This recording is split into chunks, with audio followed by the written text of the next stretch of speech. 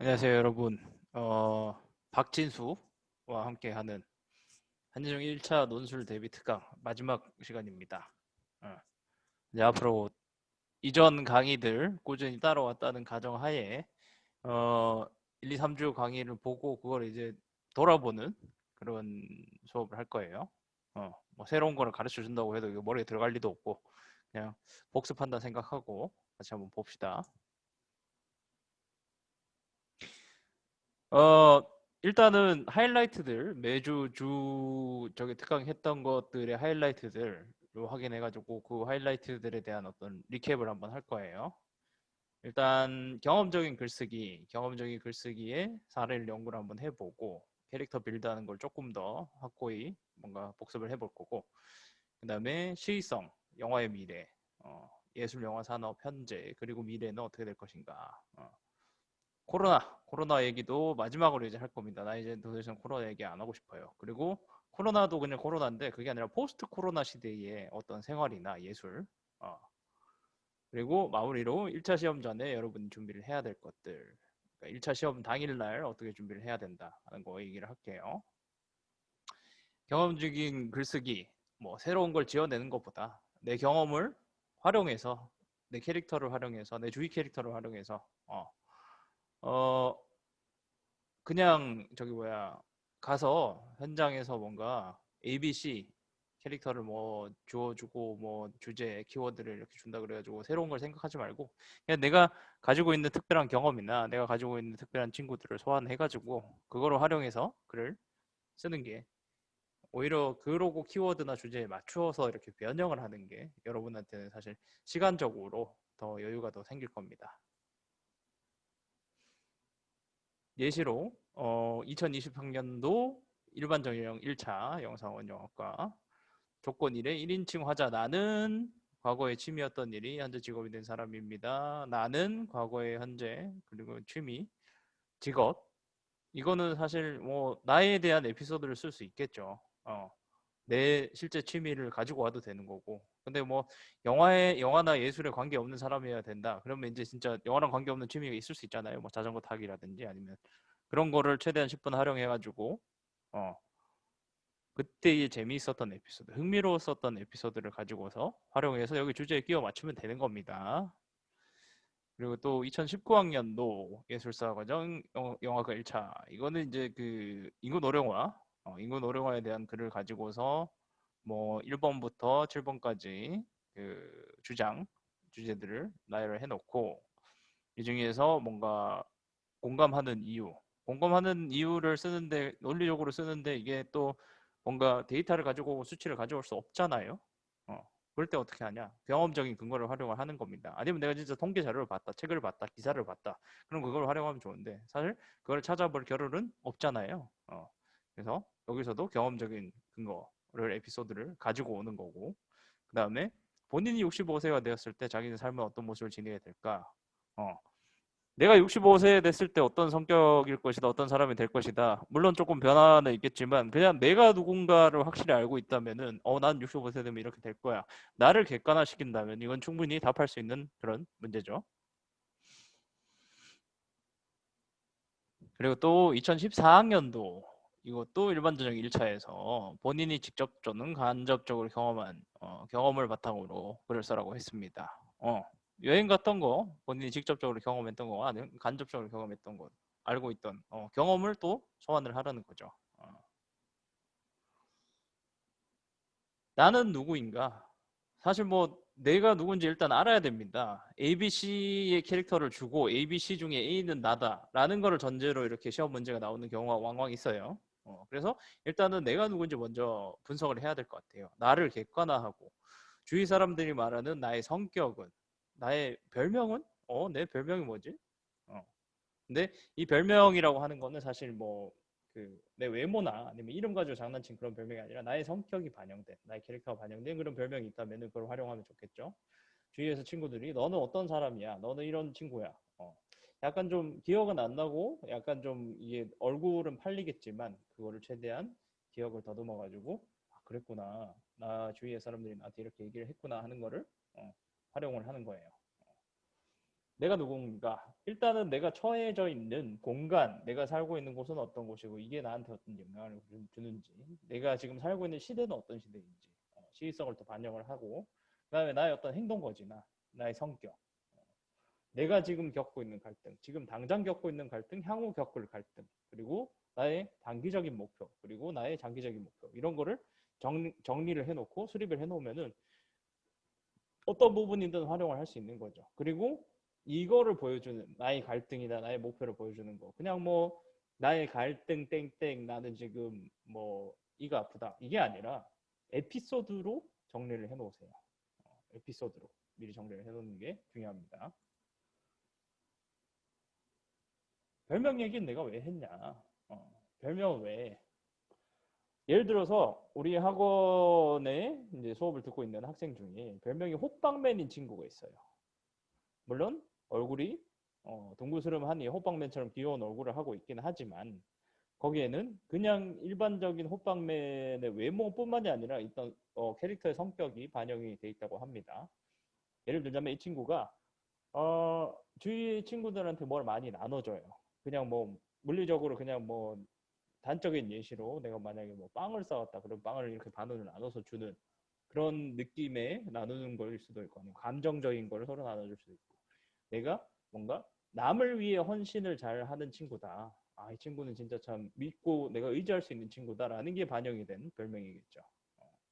그리고 너구리라는 별명을 가진 친구가 있습니다. 이 친구도 너구리랑 비슷하게 생기긴 했어요. 근데 너구리도 왜 약간 좀 혐오스러운 라쿤 같은 그런 너구리가 있고 약간 귀여운 캐릭터 너구리 있는데 요거는 이제 너굴맨인데 너굴맨 어떤 성격입니까? 너구리 귀여워요. 그리고 뭔가 어떤 행동을 할지 몰라요. 어, 그리고 약간 좀 의문스러운 그런 면도 있어요. 그래가지고 아, 이 친구는 무슨 생각하고 있는지 모르겠다. 참 의문스럽고 어떻게 보면은 참 음, 귀엽기는 한데 속을 모르겠다. 그런 게 반영이 된 그런 별명일 수 있겠죠. 그러고 아, 선생님 저는 별명이 악마예요. 그래가지고 뭐 어떻게 너뭐저 집요하게 친구들 괴롭혔니? 막 저기 뭐야 껌 씹을 때 저 면도칼 이렇게 씹다가 탁 뱉고 막 그랬니? 그런 악마니? 그랬더니 아니, 물리적인 해를 입히는 악마가 아니라 우리 왜 악마랑 천사 비교할 때 보통 이쪽에는 뭐 천사 있고 이쪽에는 악마가 있어가지고 이렇게 귀에다 속삭이잖아요. 이렇게 뭐 야, 지금 이 타이밍이야. 지금 딱 고백해. 지금 하면 딱 될 거야. 이러면서 상대방을 곤란하게 만드는 그런 진짜 끝판대장 악마 같은 그런 친구가 있어요. 그래서 별명이 악마였대. 본인은 그렇게 뭐 나쁜 의도로 얘기하지는 않았지만 어떻게 사람들이 봤을 때는 악마의 속삭임. 왠지 들었을 때, 이 친구 하는 말이 맞는 것 같아. 그랬다가 괜히 시킨 대로 했다가 난리가 나는 거죠. 그런 악마라는 별명이 있는 사람이 있었고. 그다음에 박진수 사진을 놔뒀습니다. 박진수 사진. 왜 박진수 사진을 놔뒀을까? 이런 경우도 있어요. 별명이 없어요. 어디다가 비유를 할 수 없고 범주를 이렇게 정할 수 없을 때. 그때는 그냥 저 새끼는 딱 박진수야. 저 인간은 딱 박진수야. 음. 그런 경우도 있는데 그럴 때는 약간 좀 내가 분석을 좀 해야겠죠. 왜 나를 독보적인 캐릭터를 만들게 되었을까? 왜 주위의 친구들이 생각하기에 나를 독보적인 캐릭터로 보게 되었을까? 별명이 없다면 없는 대로 또 이유가 있을 거 아니에요. 그냥 별명을 붙일 이유 없이 그냥 박진수라고 부르면 된다. 왜냐하면 저 새끼는 진짜 딱 독보적인 인간이고 그래서 좋다는 건 아니지만 아무튼 그런 인간의 어떤 그 뭐라 그래야 돼? 어떤 유형을 보여주는데 대명사가 되는 것도 괜찮죠. 박진수 같은 인간. 별명을 활용하는 거, 학창 시절 때 별명, 그리고 친구들 간에 서로 부르는 별명을 활용하게 되면 나를 객관화하기 굉장히 좋다는 거. 그래서 약간 좀 예시로 여러분한테 이런 걸 소개를 해줬고, 이제 A, B, C, A는 누구, B는 누구, C는 누구 이런 식으로 나올 거예요. A, B, C라는 뭐 친구 관계이다, 아니면 A는 나다 이런 식으로 설정해 줄 건데 뭐 ABC 어떤 알파벳이 됐든 간에 내 주위의 타인을 소환을 해서 거기다가 1대1로 적용을 시키는 게 훨씬 더 글쓰기 편하고 글 쓸 때 뭔가 캐릭터를 새로 고민하는 것보다 그냥 있는 캐릭터로 가지고서 이 사람의 선택을 상상을 하는 게 시간이 굉장히 더 줄어들 거예요. 내 친구 B는요 어떤 사람이냐 캐릭터 ABC를 요구하는 문제에 미리 A, B, C를 만들어 가세요. 후보를. 그래가지고 미리 기록을 해두세요. 그리고 머릿속에 기억을 이제 주입을 하세요.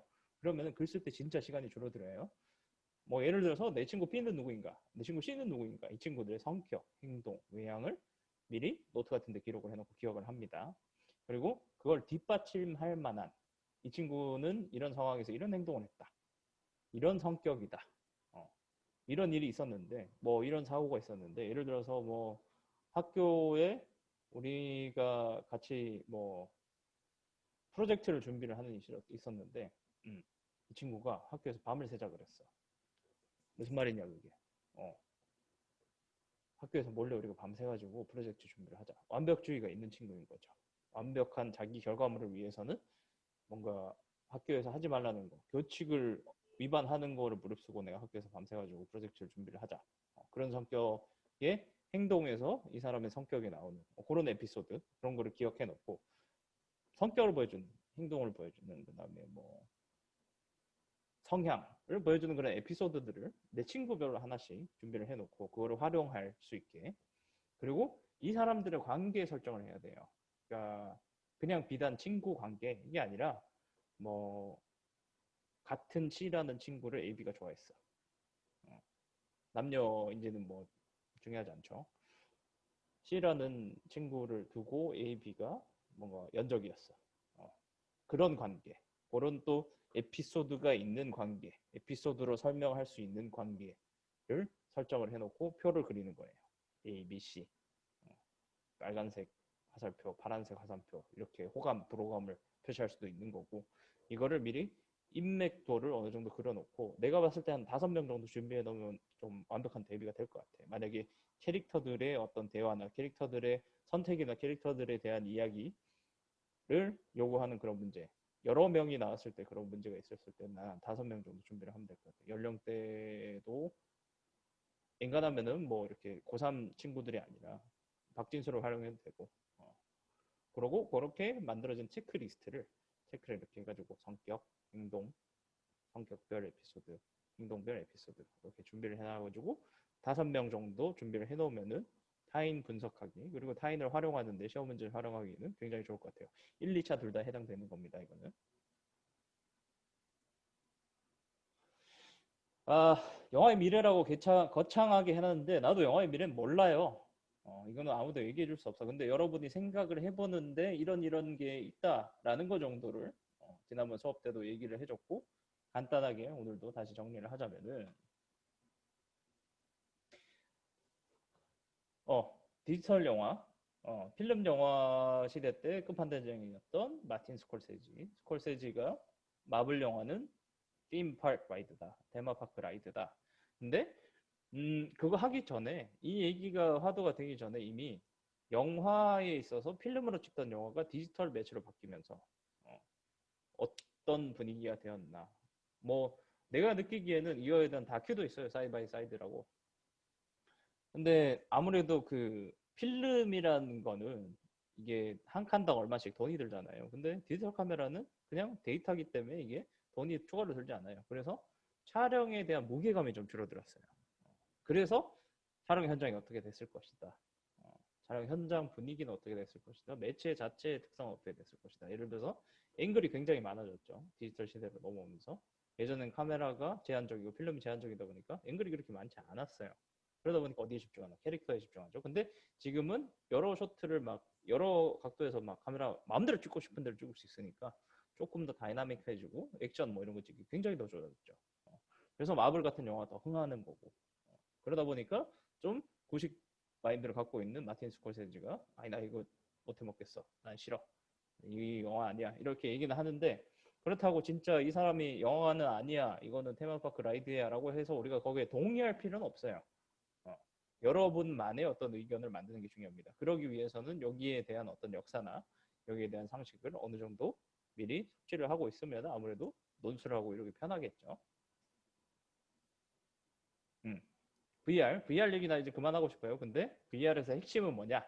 일반 평면 화면에서 볼 수 있는 이야기 스토리텔링과 360도, 내가 이렇게 옆을 봤을 때, 위를 봤을 때, 바닥을 봤을 때, 뒤통수를 봤을 때 이야기가 뭔가 다르잖아요.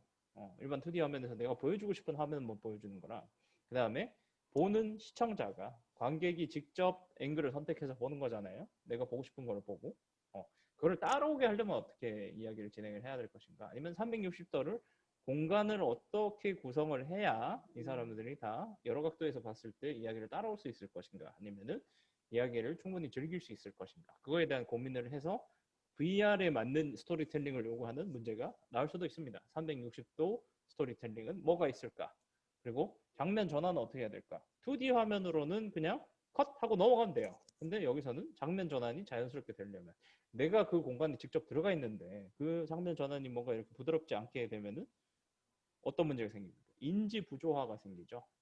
어. 내가 느끼기에는 이 공간에 아직 있는 것 같은데 갑자기 확 바뀌어버리면은, 근데 이게 눈앞에 있는 화면에 바뀌는 조그만한 게 아니라 뭔가 내 세상이 바뀌는 거잖아 갑자기. 그러면 인지 부조화 때문에 어지럽겠죠. 그걸 어떻게 만회하면서 이야기를 유지할 수 있을까? 아니면 씬이 아예 안 바뀌는 것도 방법이겠죠.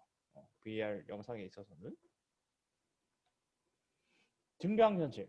증강현실이 스토리를 전달할 수 없다라고 여러분이 지금 들어가려고 하는 대학교의 교수님이 말씀을 하셨습니다. 스토리텔링 미디움이 아니다. 스토리텔링을 할 수 있는 매체가 아니다. 이거를 뒤엎을 수 있는 상상을 한번 해보세요. 현실 공간에서. VR과 AR의 차이, 전에도 얘기했지만 couch matters. 현재 현실의 공간에 있는 소파가, 카우치가 이 매체에서는, VR에서는 사실 새로운 공간이 생기면서 그냥 내가 움직여야 되는 그 센서가 있는 칸이 뭔가 텅텅 비어 있어야 되잖아요. VR 공간에서 그 물건들을 대체하기 때문에. 근데 AR은 현실에 있는 그 소품들, 가구들, 그리고 현실에 있는 어떤 벽, 이런 것들이랑 같이 서로 상호작용할 수 있어요. 상호작용을 할 수 있을 때 어떤 스토리텔링 매체를 우리가 만들어야 될지, 그거를 고민을 해야 될 것 같습니다. 인터랙티브 영화. 이거는 뭐 간단해요. 선택을 할 수 있게 하는, 경로를 선택할 수 있게 하는 영화다. 근데 이게 더 확장되면 어떻게 됩니까? 경로도 선택할 수 있고, 캐릭터의 성향을 선택할 수 있고, 캐릭터의 성별을 선택할 수 있고, 캐릭터의 인종을 선택할 수 있고, 나이를 선택할 수 있고, 점점 게임화 되죠. 그래서 사실은 이게 시뮬레이션 게임이랑 연애 시뮬레이션 게임이랑 이 영화랑 차이점은 무엇인가에 대해서 굉장히 깊은 담론이 오가고 그것 때문에 싸우고 그러는데 아직까지 결론을 나지는 않았어요. 하지만 인터랙티브 영화라는 독립된 매체로서 인정을 받고 있고 넷플릭스에서도 그런 작품들이 여러 개 시도되고 있잖아요. 그러니까 인터랙티브 영화에 대한 관심도 여러분이 좀 가지고 있었으면 좋겠고 거기에 대한 이해도 갖고 있었으면 좋겠습니다. 그리고 기왕이면은 저는 그냥 영화가 아니라 인터랙티브 영화도 한번 해보고 싶어요 라고 얘기를 할 수 있는 그런 준비를 하는 것도 어떻게 보면 나는 좀 특별한 친구입니다, 나 좀 뽑아주세요 에 어필할 수 있는 그런 한 방법이 될 수도 있겠죠. 그리고 이거는 이제 영화의 미래, 영화 앞으로 영화관이 어떻게 살아남으려고, 영화관이 OTT 유튜브 막 이런 거 집에서 편하게 보는데 그래도 우리 영화관에 오면 이런 게 좋아요 하는 거를 노력을 하고 있는 그런 부분들이 있죠. 예를 들어서 특별 영화 상영관이 있겠죠. 아이맥스, 그 다음에 저기 돌비 5.1 사운드, 그리고 7.2 사운드도 나죠. THX. 그런 사운드적인 거를 집에서 못하니까 할 수 있는, 스크린적인 거를 집에서 못 보니까 할 수 있는. 근데 어 그래도 극장이라는 데가, 내가 생각하기에는 왜 극장이 OTT 뭐 이런 플랫폼이 다양해지면서 극장이 안 없어지는가? 나는 사실 공공체험이라고 항상 해요. 공동된 체험. 여러 사람들이 한 공간에서 같이 울고 웃고. 그리고 그 영화에 대한 집중력이 달라지겠죠. OTT랑 다르게. 여러 사람들이 체험하다 보니까 중간에 끊을 수 없고, OTT는 내가 오줌 마려우면 그냥 포즈 해버리잖아요. 그거에 대한 차이가 있어가지고 나는 영화관은 그래도 살아남을 것 같다. 근데 그거를 조금 더 확고히 하기 위해, 영화관이 조금 더 살아남기 위해서 이런 도전을 할 거다 하는 거를 상상을 해야죠. 여러분이 지금 현재 영화관은 뭘 하고 있냐, 스크린X 봤죠? 이렇게 스크린의 앞에만 있는 게 아니라 옆에도 이렇게 있어가지고 내가 조금 더 이 상황에 몰입할 수 있게 도와주는 그런 스펙터클을 느끼게 해주는 스크린X가 있고, 4DX 의자 뭐 정신없이 움직이고, 그리고 3D가 2D에서 입체 영상이라고 그래가지고 3D라고 그러고, 4D가 거기에다가 의자까지 움직인다 그래서 4D인 거예요. 어. 원래 나는 저기 뭐야 디멘션의 약자잖아요. 차원이잖아요. 3차원, 2차원. 그냥 3차원 영상 이렇게 3D로 이렇게 튀어나오는 게 3D. 근데 의자까지 움직인다 그래서 이놈들이 뭐 수학에 대한 개념도 없는 것 같아. 그냥 4D. 그러고 이제 뭐 여기서 가스도 나오고 냄새도 나온다 그러면 5D. 이러다가 막 계속 막 7D까지 올라가고 막 그러더라고. 그래서 결국엔 그냥 ND, N이라는 그냥 그 미지수를 정해서 ND라 그러는데 그런 노력을 계속 하고 있어요. 조금 더 이야기에 몰입할 수 있도록. 그리고 집이 아니라 극장이라는 공간이기 때문에 이런 메리트가 있다라는 걸 보여주기 위해서. 코로나 얘기를 안 할 수 없어요. 사실 2020년을 얘기를 하면서 2020년을 돌아보면서 2020년에 관련된 어떤 시험 문제를 내면서 코로나와 비대면 시대 안 없어질 수도 있다고 하잖아요. 뉴노멀이라 그러잖아요. 이제 앞으로도 코로나는 없어질 수 있겠지만 뭔가 코로나에 변형된 어떤 질병이 볼 수도 있는 거고 이런 류의 질병은 계속 돌 수 있을 것 같아요. 어, 그리고 내 수업을 들은 친구들은 알겠지만 나는 타노스를 응원하는 사람입니다. 인구 반 정도 줄어들어야 된다고 생각하는 사람입니다. 내가 죽어도 상관없어요. 뭐 그거는 뭐 그런 식으로 글을 어그로를 끄는 그런 글을 쓴다면은 뭔가 이목은 가겠죠. 근데 그런 식으로 쓰려고 여러분이 만약에 어 뭔가 마음을 정했다. 이렇게 한번 내가 어그로를 끌어보겠다. 나는 타노스를 응원합니다. 이런 식으로 쓰겠다고 하면은 거기에 대한 근거가 확실해야 돼요. 내가 근거 없이 어그로만 끌면은 이거는 뭐 일배충입니다. 포스트 코로나 시대 만약에 안 없어지면 우리가 어떻게 맞벌이를 해야 될 것인가.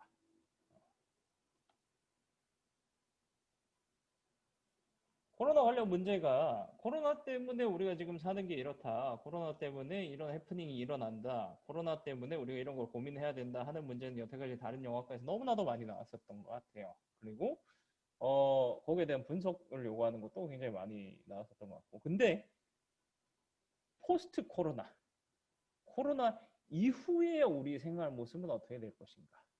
그거는 사실 안 나왔던 것 같은데 그거에 대한 고민도 내가 해보자는 취지에서 코로나 얘기를 다시 꺼낸 거예요.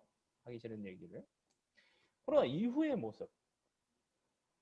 어, 코로나 때문에 받았던 영향 때문에 우리가 삶의 모습이 바뀌었잖아요. 삶의 모습이 바뀌면서 우리가 향유하는 문화의 형태도 바뀌고, 우리 생활 모습도 바뀌고, 생활 양상도 바뀌고. 근데 여러분은 특히나 코로나 이후에 우리 고3 수험생이 경험했던 것들, 고3 수험생 삶에 있어서 영향을 끼쳤던 것들, 이거를 에피소드로 미리 정리를 해놓으세요. 그리고 사실 코로나 때문에 더 각광받는 게 OTT 산업이죠. OTT 산업이 극장에 안 가고 나 이제 집에서 넷플릭스에서 이 영화 뜨면 볼 거야. 이런 상황이 만약에 지속이 된다면 어떻게 될 것인가? 이것도 여러분이 고민을 해야 되겠죠. 이거는 뭐 시험 문제로 OTT 관련해서 나온 문제긴 합니다만 그래도 코로나랑 또 엮어가지고 이게 또 OTT 강세가 될 거다라는 것도 어떻게 보면 주장을 할 수 있어야 되겠죠. 그리고 지금은 딱 느낌이 확 와닿지는 않을 텐데 코로나 때문에 비대면이 되고 사람들끼리 소통이 없어지고 음, 지금 특히나 고3 학생들, 수험생들 반팅 안 해봤죠. 반팅이라 그래가지고 반별로 이렇게 반 친구들이 이렇게 막 30대 30으로 이렇게 서로 막 미팅하고 하는 그런 것도 있었고 4대4 미팅, 뭐 2대2 미팅, 소개팅 이런 것도 있는데 안 해봤죠. 코로나 때문에 못 한 거예요. 여러분의 뭐 어떤 연애 능력이 떨어진다가 아니라 이건 진짜 내가 봤을 때 코로나 때문인 것 같아요. 지금 평소에 알고 지내던 이성이랑 같이 만약에 뭐 연애를 합니다. 같이 얘기하다가 진짜 속이 깊네, 막 호감이 생기네 이러면서 연애를 할 수도 있는데 갑자기 뭐 외국 유학하다가 들어온 사람 연애 어떻게 할 거냐고. 어. 지금 같은 시대에 뭐 듀오가 열심히 저기 뭐야 사람들 엮어줄 건가? 그것도 아니잖아. 그래서 코로나 시대에 친구들은 어떻게 새로운 친구들은 어떻게 만날 것인가? 어떻게 만나게 될 거고 그 사람들이랑 관계를 유지를 할 것인가? 연애는 어떻게 할 것인가? 이것도 사실 고민을 해봐야죠. 그리고 산업, 코로나 시대의 산업, 영화가 아니라 영화가 아니라 비대면이 주는 이 우리 그 다가올 미래에 만약에 이런 질병이 있다, 사람들끼리 뭔가 콜록콜록 못한다, 비말 감염이 있는 시대에 앞으로 다가올 산업, 화두가 될 산업, 그리고 집중이 될 산업, 주식 갤러리처럼 진짜 막 코로나 관련주 이런 거를 생각을 해 두는 것도 어떻게 보면 시험 문제에 나올 수도 있습니다. 그리고 올해 굉장히 큰 이슈가 있었죠. 지난번에도 얘기했지만 기생충이 상을 받았는데 왜 상을 받았는지를 분석을 하긴 했는데, 일단 기생충이 오스카상을 받았다는 거는 굉장히 고무적이고 굉장히 축하할 일은 맞아요. 너무나도 행복한 일이고, 그리고 기생충 전에 핫했던 거 뭡니까? K-팝. BTS가 미국에서 흥했죠. 미국만 흥한 게 아니라 뭐 세계적으로 굉장히 흥했죠. 그리고 뭐 한국 컨텐츠가 굉장히 많이 나갔습니다. 한국 게임은 일단 뭐 게임 하면은 저 한국 사람들 끝판대장이잖아요. 무슨 대회만 하면 다 머리 검은 사람들이 나와가지고 게임하고, 결승전 가면은 뭐 소속팀은 캐나다인데 한국인들이고 뭐 그런 사람들이 상위권으로 올라가고, 한국의 게이밍, 그리고 한국 드라마도 K 드라마 그래가지고 무슨 뭐 넷플릭스 오리지널, 넷플릭스 애들이 미국에 오히려 한국 방송을 수출을 할 정도로 굉장히 또 한류에 힘을 입어가지고 이렇게 핫했고, 그다음에 나는 그거 깜짝 놀랐어요. 유튜브 보니까 먹방이라는 단어, 한국어 단어를 그대로 쓰더라고, 자기들도. 그게 그 고유 명사화 됐어요. 그 정도로 사실 영향이 크고, 뭐 눈 파란 애들, 검은 애들이 나와가지고 막 먹방 막 스파이시 코리안 핫 누들 막 이래가지고 먹방 이런 거 하는데, 나 이것도 참 저기 뭐라 그래야 돼, 참 고무적으로 생각을 해요. 이런 그 컨텐츠들, 한국의 고유의 컨텐츠들, 한국발 컨텐츠들, 이거에 대한 뭔가 분석이나 이거에 대한 지식이나 이거에 대한 미래를 물어보는 문제도 나올 수 있겠죠. 그래서 나는 여러분한테 약간 추천해주고 싶은 게, 정말 한국적인 컨텐츠를 가지고서 현대식으로 재해석해서 이거를 뭔가 새로운 컨텐츠를 만들어낸 정말 좋은 예시가 이날치 밴드인 것 같아요. 예. 그 이날치 밴드가 어, 전통 판소리를 약간 좀 이렇게 힙한 그런 현대 팝 음악으로 이렇게 재해석해가지고 거기에다가 춤도 이렇게 흥겨운 춤을 했는데, 한국적인 그런 그 소재를 가지고서 그거를 활용을 한 거죠. 그래서 지난번에 모의 논술 문제 중에서도 뭔가 한국에서 음악 영화는 잘 되는데, 음악 영화 자체는 잘 되는데 해외에서 들어온 음악 영화만 잘 되고 있다. 한국발 영화, 음악 영화는 왜 안 될 것인가, 안 되는가?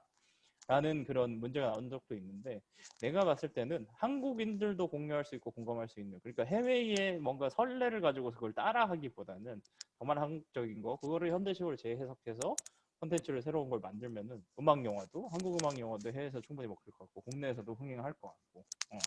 그래서 내가 봤을 때는 이 한류 K 시리즈 K K 뭐 하는 거에 좀 싫은데, 그래도 어쩔 수 없어요. 이거는 뭐 세계적인 열풍을 끌고 있고, 그 다음에 지금 물 들어왔을 때 우리는 배를 띄워야 됩니다.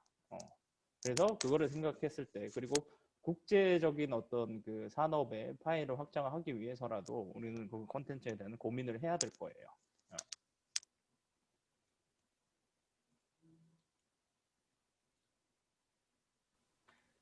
좀 비교적 짧게 이제 영상을 했는데, 중요한 거는 이전의 영상들을 다시 돌려보는 거고, 그리고 다른 선생님들 논술 특강 꼭 듣는 게 중요하고요.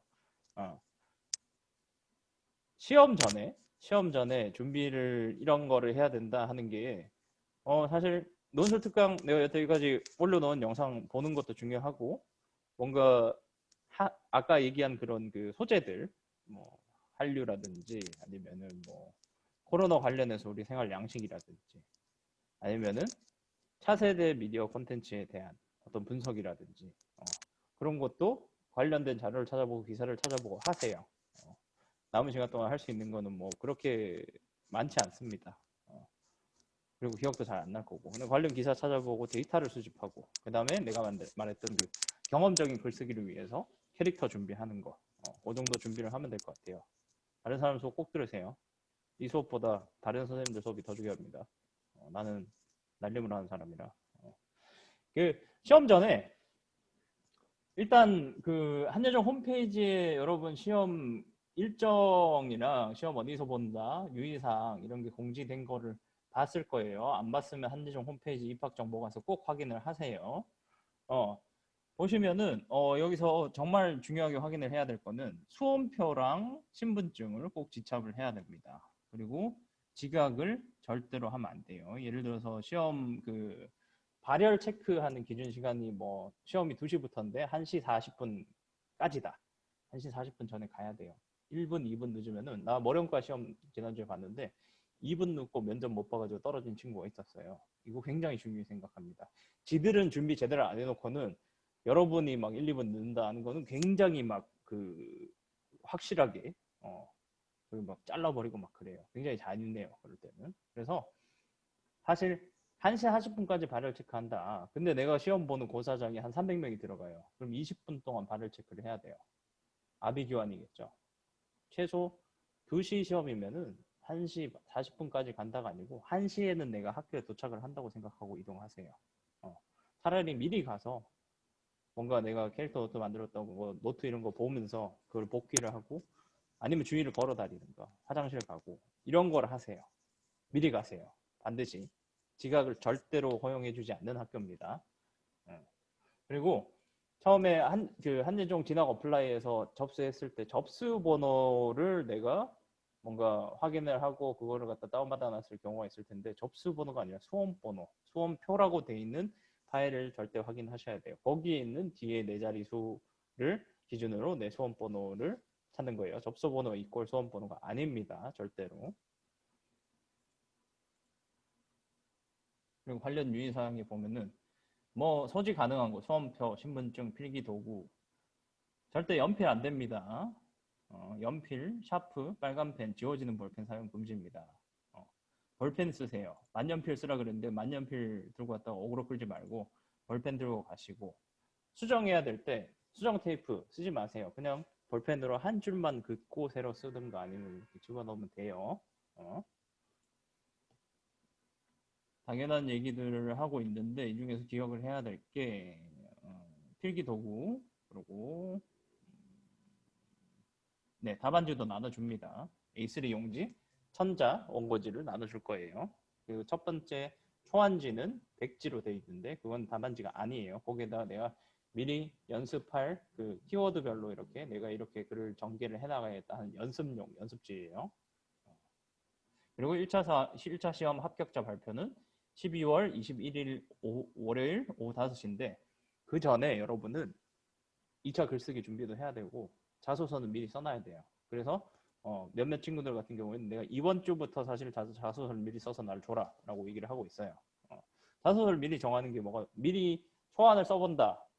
사실 이게 어디랑 겹치냐 경험적 글쓰기를 할 수 있는 근거 자료가 되기 때문에 자소서를 이번 주 시험 전에 써보는 거를 나는 강력하게 추천을 합니다.